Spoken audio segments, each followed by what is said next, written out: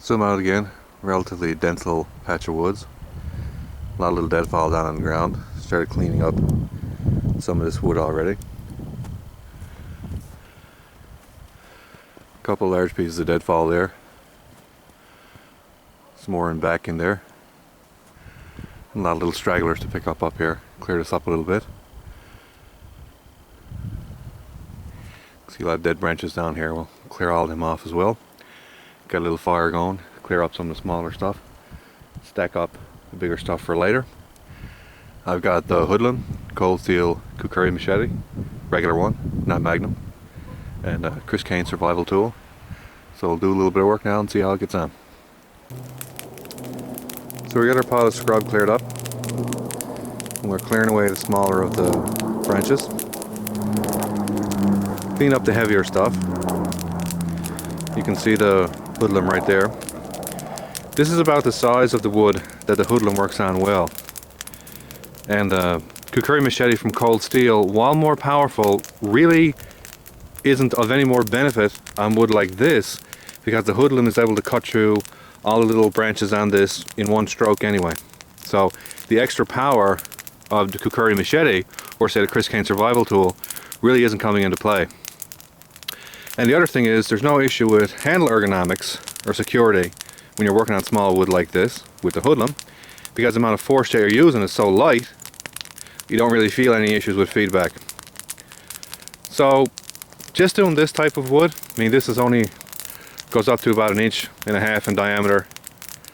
Cleaning up this little scrub brush, clearing up little areas like that, dealing with small trees like that, back in there, the Hoodlum kind of works fairly well, and there's no real advantage in taking a blade that has a bit more power, like the Kukri Machete from cold steel, or something like the Caine, because there really isn't much benefit to working with larger blades, because the Hoodlum is handling all this cleanup in about one shot anyway. The only thing that I found was that, again, and I'll just go in on the handle, you can see, so you can see I put like a little knot there down at the end of the handle, and that's roughly where my hand would be, right at the end of that. The problem is, though, I found again, I'm tending to shift back to almost a 3-fingered grip because the blade is just so light. And that's more of a personal preference issue for me. I'm used to more heavier blades with a bit more heft, so I'm just trying to recapture that by shifting back on the Hoodlum. But there's really no need to be doing it with a full grip right up close to the guard. It still has enough power using the tip to cut through this wood. And that's one of the interesting points, is that the tip and the index finger on the handle are 2 pivot points, and that's usually kind of rare on long blades like this, but that's the way the Hoodlum is actually balanced. So I moved on to some heavier wood to check the difference between the Hoodlum and the cold steel Kukri Machete. And the Kukri Machete starts to pull ahead significantly on wood about this size.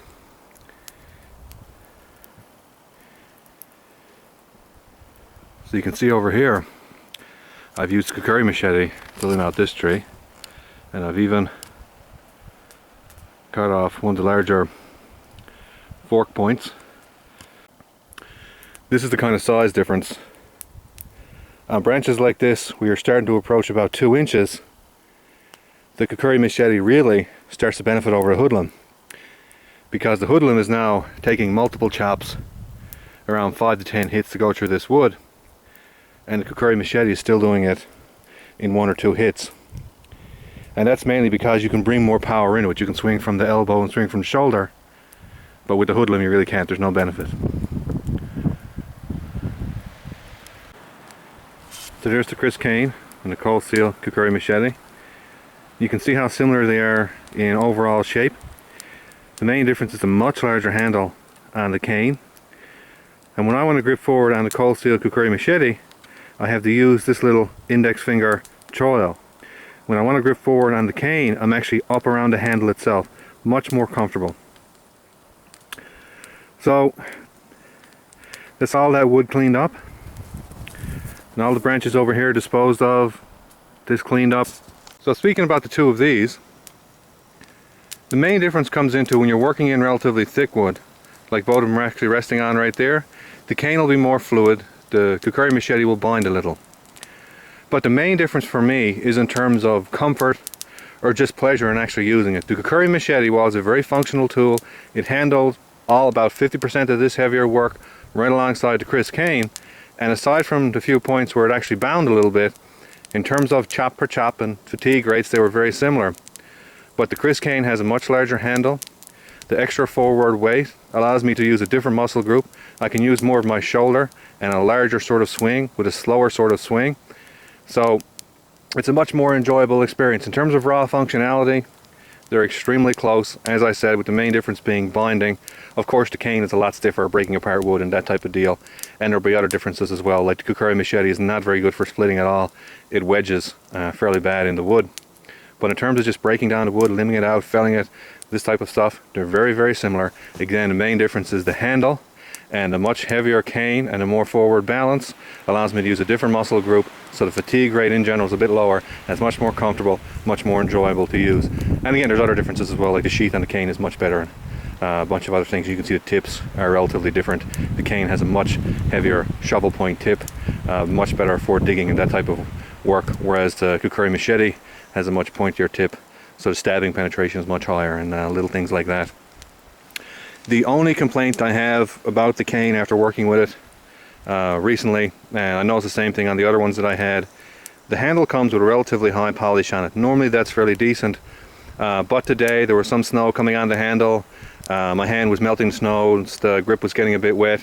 Even though the grip got a very nice shape to it, in general it was moving around a bit too much for me. So I'd like this handle to have a bit more of an aggressive texture on it. That's not a big deal. I can rough it up with some sandpaper. Not the end of the world.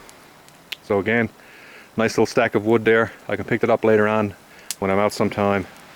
And a nice enjoyable experience with tree. Relatively similar, but relatively different classes of blades.